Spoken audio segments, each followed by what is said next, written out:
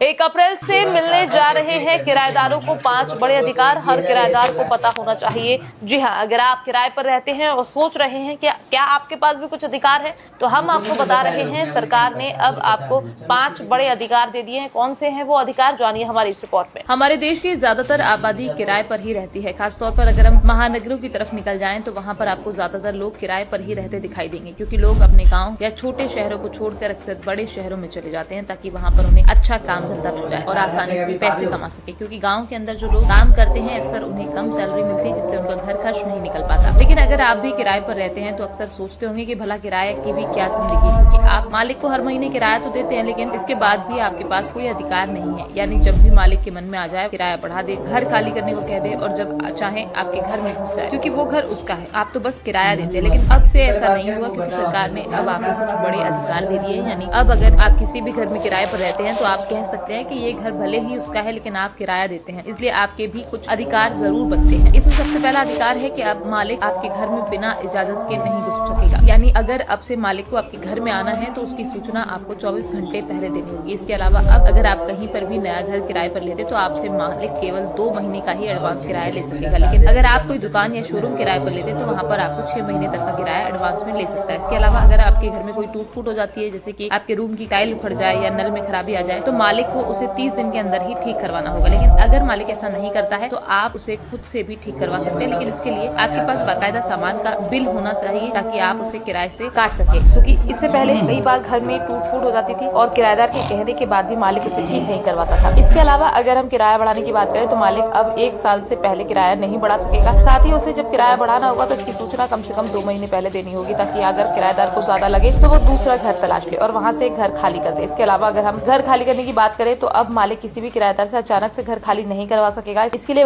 बाकायदा उसे घर खाली करने का कारण बताना होगा कि वो क्यों खाली करवा रहा है। लेकिन कारण कुछ भी हो, पर आपको घर खाली ही करना ही होगा। इसलिए अगर आप ऐसे लोगों को जानते हो जो कि मालिक से परेशान है, तो हमारा ये वीडियो उन लोगों तक पहुंचा दीजिए ताकि उन लोगों को भी पता चल सके कि अब सरकार ने उनको भी कुछ अधिकार दे दिए हैं, इसलिए उन्हें घबराने की जरूरत नहीं है। अगर ये वीडियोस पसंद आई हो तो इसे सब्सक्राइब करें।